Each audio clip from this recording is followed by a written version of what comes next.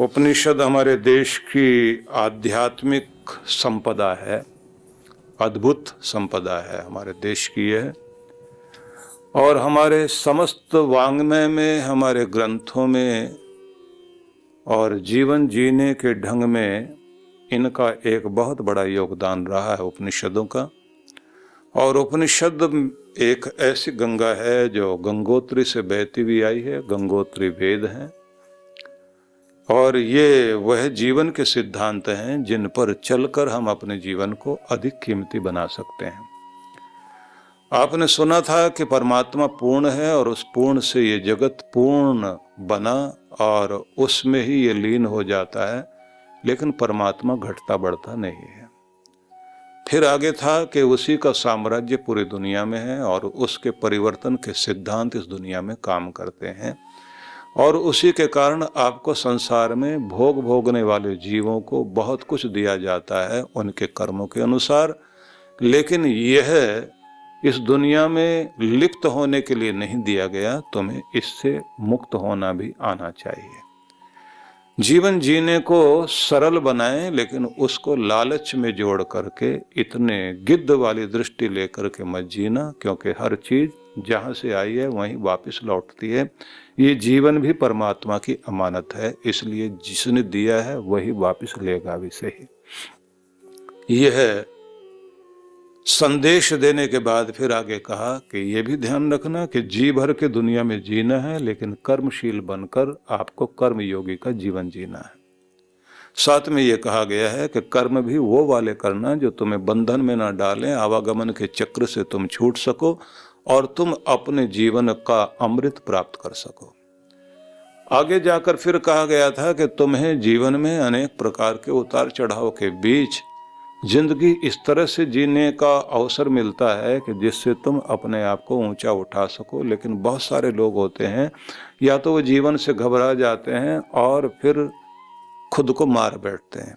दूसरी तरह के लोग वे होते हैं जो अपनी आत्मा की आवाज को नहीं सुनते और एक अवसर जो परमात्मा का दिया हुआ है उसको खो बैठते हैं। तो ऐसे लोगों की आगे गति अच्छी नहीं होती। एक वे हैं जो दुर्गति को प्राप्त होते हैं, दूसरे वे हैं जो कीड़े मकोड़े बन करके इस दुनिया में अंधेरी जिंदगी जिया करते हैं, जो आत्महत्या करते हैं। ये समझाने के बाद में आगे उपनिषद ने यह समझाया कि अब तुम उस परब्रह्म को जानो जिसने ये संसार बनाया है। वह तुम्हारे इंद्रियों की पकड़ में नहीं आता, मन से भी तेज गति वाला, सब जगह पहुंचा हुआ, लेकिन मन उस तक नहीं पहुंच सकता।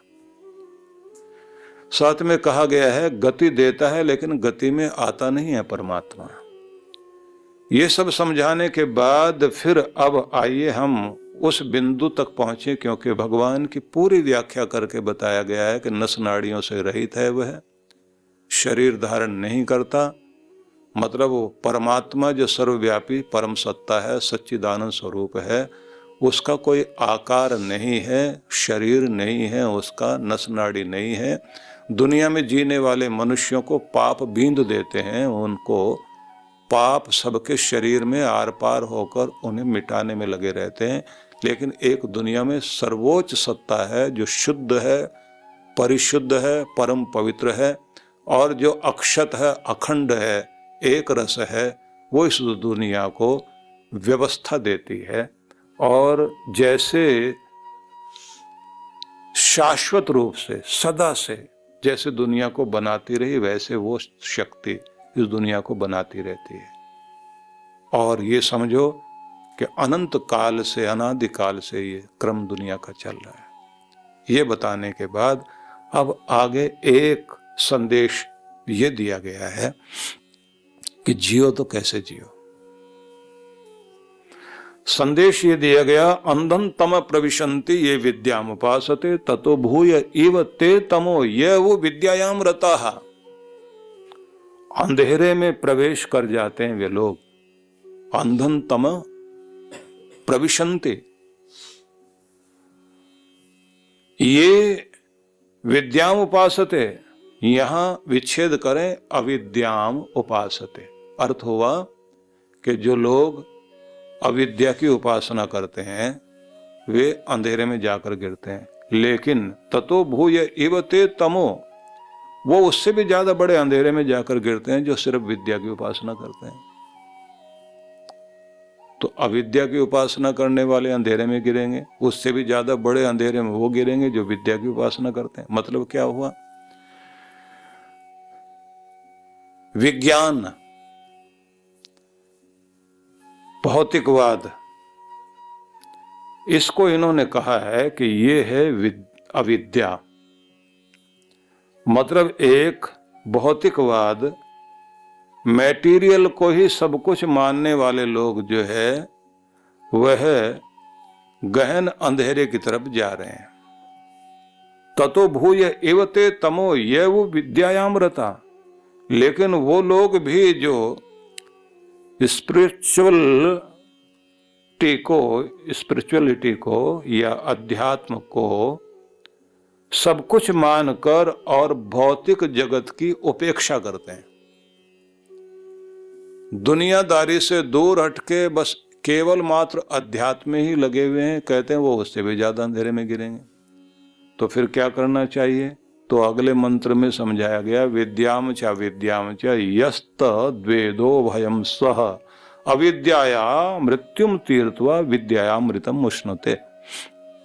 जो व्यक्ति विद्या और अविद्या को, मतलब दोनों चीजों को, भौतिकवाद और अभौतिकवाद, अध्यात्म को और इस संसार को, दोनों को जो साथ साथ जानता है, समन्वय करके चलता है, तो वो क्या करेगा?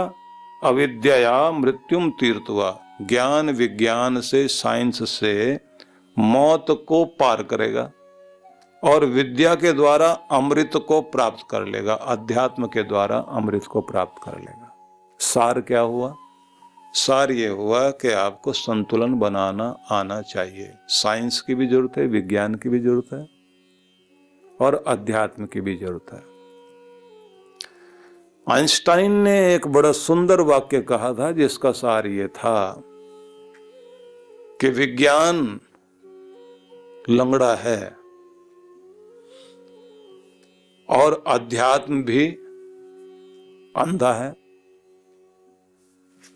दोनों को एक दूसरे की जरूरत है। दोनों जब तक एक दूसरे का साथ नहीं देंगे तब तक ठीक से कल्याण नहीं होगा। कहीं ऐसा ना हो कि विज्ञान की उन्नति होते होते व्यक्ति वहां पहुंच जाए कि विनाश की चीजों को लेकर खड़ा हो जाए और अध्यात्मवादी कोरे रह करके गोल गोल घूमते रहे और वो अंधविश्वासी होकर के अपने आप को और अंधेरे में गिरा लें। तो होना क्या चाहिए कि विज्ञान के साथ अध्यात्म का संबंध जुड़े, भौतिकवाद को भी साथ में जोड़ना और अध्यात्म को भी साथ में जोड़ना। अब ये समझाने के बाद में फिर अगला मंत्र आप देखिए, अंधन तम प्रविशन्ति ये संभूतिम उपासते ततो भूय एवते तमो ये वो संभूत्याम रता। जो व्यक्ति असंभूति की उपासना करते हैं वो भी अंधेरे में गिरते हैं। ततो भूय एवते तमो ये वो संभूत्याम रता, और जो संभूति की उपासना करते हैं वो उससे भी ज्यादा अंधेरे में गिरते हैं। अब इसका क्या मतलब हुआ? इंडिविजुअल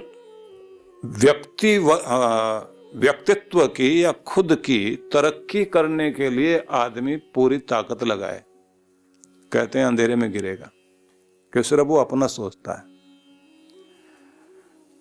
दूसरा वो है कि जो कलेक्टिव, कहना चाहिए सबके लिए ही जी रहा है, लेकिन घर के लिए बिल्कुल नहीं, खुद के लिए कुछ भी नहीं करता, बोले वो उससे भी ज्यादा अंधेरे में गिरेगा। क्या करना चाहिए? करना ये चाहिए कि व्यक्तिवाद मतलब खुद का भी ध्यान और समाज का भी ध्यान, दोनों का मेल बैठाओ। संभूतिम च विनाशम च यस्तु द्वेदो भयम सह विनाशेन मृत्युम तीर्थवा संभूत्याम अमृतम अश्नुते। एक चीज है भौतिकवाद जिसके द्वारा, या व्यक्तिवाद जिसके द्वारा आप अपने विनाश को, मरने वाली चीजों को पार करोगे, और दूसरी चीज वो है जिससे अमृत पाओगे। अब इन 4 मंत्रों का एक साथ भाव समझिए। ये जो मैंने अभी सुनाया आपको, 4 मंत्र सुनाए, और 4 मंत्रों में से 2 बातें बड़ी महत्वपूर्ण हैं। एक, कि तुम केवल इस बाहरी जगत में ही लगे रह गए तो भी तुम्हें जीवन में अंधेरा ही मिलेगा, दुख मिलेगा, निराशा मिलेगी। तो कुछ दुनिया के लोग सोचने वाले इसी तरह से, अपनी जिंदगी जियो, अपने बारे में सोचो, दूसरे का कोई मतलब नहीं है, तुम ही सब कुछ हो। और जो है वो लोग केवल दुनियादारी में, मतलब भौतिकवाद को, दुनिया के मैटीरियल को ही इतना महत्व देते हैं। वो कहते हैं धन ही भगवान है, जिसको कहते हैं ना, बाप बड़ा ना भैया, सबसे बड़ा रुपया। कोई यही सबसे बड़ी चीज है। पैसा होना चाहिए आदमी के पास, धन, जमीन, कोठी, बंगला, कामिनी, कुत्ता, ये सारी जोड़ करके लोग कहते हैं ये है बड़ा आदमी दिखाई देता है। उसमें साथ में कार जोड़ लेते हैं, कार, कोठी, कुत्ता, कामिनी, मतलब विवाह वगैरह हो और कोठी साथ में कुत्ता खड़ा हुआ हो, कार भी साथ में हो। तो केवल मात्र उसी चीज के लिए रुचि, अपना दिखावा पसंद, दुनिया भर की चीजें इकट्ठी करने में रुचि। कौन अध्यात्म, कौन भगवान, कौन क्या चीज, इस पर कोई भी ध्यान नहीं। और इसको अगर हम देखें तो आप उन देशों के बारे में सोच के देखिए जहां इतना भौतिकवादी दृष्टिकोण है कि पदार्थ इकट्ठा करने में रात दिन लगे हुए हैं। और रिश्तों में भी, मतलब पति पत्नी में, यहां जैसे कहा जाता ना कि पति पत्नी का अपना कुछ नहीं, सब कुछ दोनों का ही तो है। और सिर्फ उन दोनों का भी नहीं, वो भी किसके लिए जी रहे हैं? अपने बच्चों के लिए। लेकिन जहां की स्थिति ये है कि अगर पति पत्नी से उधार लेगा, रिक्वेस्ट करके लेगा, और फिर साथ में विद थैंक्स वापिस करेगा, मैंने तुम्हारे से पैसे लिए। और अब तो विवाह होने से पहले ही कुछ इस तरह का एग्रीमेंट होता है कि देखिए अगर हम लोगों की नहीं बनी तो तुम मेरी संपत्ति में से कुछ नहीं लोगी, मैं तुम्हारी संपत्ति में से कुछ नहीं लूंगा। दोनों एक दूसरे से चाहे कैसे भी तलाक होता हो, लेकिन रुपया पैसा बीच में नहीं आएगा, क्योंकि बाद में ये भी झगड़े होते हैं। तो वहां एग्रीमेंट के सहारे आप जिंदगी जी रहे हैं। भारत ये कहता है कि अगर किसी कागज के टुकड़े पर लिख कर के रिश्ता जुड़ता हो और कागज पर लिख कर के रिश्ता टूटता हो, तो फिर वो रिश्ता तो कागजी हो गया। जो रिश्ता इस जन्म से उस जन्म तक और कई जन्मों तक जाता हो, कि हम लोग तो उस प्यार को मानते हैं। और इसलिए संभवतः स्वामी विवेकानंद के जीवन के साथ ये बात जुड़ी हुई है कि वो जब अमेरिका में गए तो वहां उन्होंने देखा कि लोग जो है, जैसे भारतीय लोग आपस में प्रेम से रहते हैं, उस तरह का पति पत्नी का रिश्ता नहीं है। अंगूठी उतार दी तो रिश्ता भी खत्म है। अंगूठी पहन ली और दूसरे को, एक दूसरे को दिखाते हैं, मेरे हाथ में रिंग है तो इसका मतलब है कि शादी हो गई है, महत्व देते हैं। रिंग उतार करके फेंकने में कितनी देर लगती है। आई लव यू और I hate you, made for each other बोलते बोलते 1 मिनट में एक दूसरे के साथ घृणा करने के लिए खड़े हो जाते हैं। तो उन्होंने जब ये सारी चीजें देखी, देखने के बाद उनको लगा कि इस देश में और सारी तरक्की तो बहुत है, लेकिन ये नहीं चीज समझ में आ रही कि कहाँ रिश्ते को उठा करके लेकर चले गए। बस एक जगह उनको लगा कि यहाँ कुछ बात है। तो उन्होंने एक कब्रिस्तान में देखा, एक महिला जो है वो कब्र के ऊपर पंखा हिला रही थी। उसके पास वो गए और जाकर के बोले, बहन एक तू ही ऐसी है जो अपने पति को मरने के बाद भी उसको ठंडी हवा पहुंचा रही है, कितना प्यार है तुम्हारा। बोले नहीं नहीं नहीं नहीं नहीं नहीं, आप गलत समझ रहे हो। ये ठीक है कि ये मेरे पति की कब्र है और मैं पंखा भी कर रही हूँ, लेकिन उसने एक शर्त रखी थी मरने से पहले कि जब तक मेरी कब्र की मिट्टी ना सूख जाए तब तक दूसरी शादी मत करना। मैं जल्दी जल्दी सुखा रही हूँ, कौन इतनी देर लगाएगा, मौसम भी कोई अच्छा नहीं है। आप सोच करके देख सकते हैं कि जहां रिश्तों के अंदर कोई गरिमा रह जाए, केवल खुद के बारे में सोचना और भौतिक चीजों के प्रति ही सारी रुचि रह जाए, तो वहां पता लगता है कि यहाँ एक अंधेरे में जाने वाली जिंदगी जी जा रही है। बच्चे 12th नहीं बल्कि 10th होते तक ही माँ बाप की जिम्मेदारी बस वहां तक है। उसके बाद वो जाएं, अपने आप पढ़ें, अपनी जिंदगी अपने आप जिएं। तब तक के लिए गवर्नमेंट ने भी व्यवस्था की हुई है वहां कि स्कूल से बच्चा आएगा, बस आएगी तो कोई ना कोई माँ बाप में से सड़क पर खड़ा होना चाहिए बच्चे को लेने के लिए। और अगर 1-2 बार ऐसी गलती किसी ने कर दी कि बच्चे को लेने के लिए कोई व्यक्ति टाइम पर नहीं मिला, उनके ऊपर कानूनी कार्रवाई होती है। बच्चा तक छीन लेते हैं उनसे गवर्नमेंट बहुत ध्यान देती है। लेकिन बात तो वहां जाती है कि जैसे 10th हो गई और स्कूल का वो कार्य पूरा हो गया, अब माँ बाप चैन की सांस लेते हैं, चलो अब हमारी जिम्मेदारी रोज खड़े होने की खत्म हो गई। बच्चे को कहते हैं आगे की पढ़ाई तुमने अपने हिसाब से करनी है, थोड़ी बहुत हेल्प कुछ माँ बाप करते हैं, बाकी बच्चे को कहते हैं अपना कमाओ, अपने ढंग से जियो। अब ये तो बच्चे के साथ माँ बाप कठोर हो गए, ठीक है, लेकिन जब बच्चा बड़ा होकर के माँ बाप के प्रति कठोर होता है, बेटे को मिलने के लिए पिता को टाइम लेना पड़ता है। बेटा मैं आज तुमसे मिलने के लिए आना चाहता हूं, कौन सा टाइम है जब मैं तुम्हारे पास मिलने के लिए आ सकता हूं? वो भी कहता काम बताओ क्या है। वो मांगने तो नहीं आ रहे कुछ, लेकिन वहां चलता है।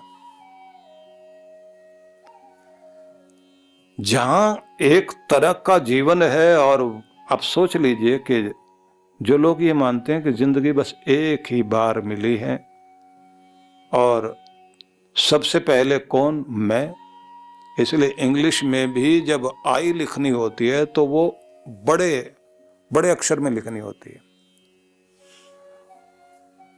कारण क्या कि सबसे बड़ा कौन, मैं। कोई भी सेंटेंस लिखेंगे आप इंग्लिश में तो आई को बड़ा करके ही लिखना होगा, कैपिटल लेटर जो है बना करके उसमें आप लिखते हैं, तो उसका सीधा मतलब यही है कि बड़ा कौन, महत्वपूर्ण कौन, मैं। बाकी चीजें दूसरा कोई भी वो बाद में। जिन लोगों ने पहले ये मान लिया कि बड़ा कौन, महत्वपूर्ण कौन, पहले मैं,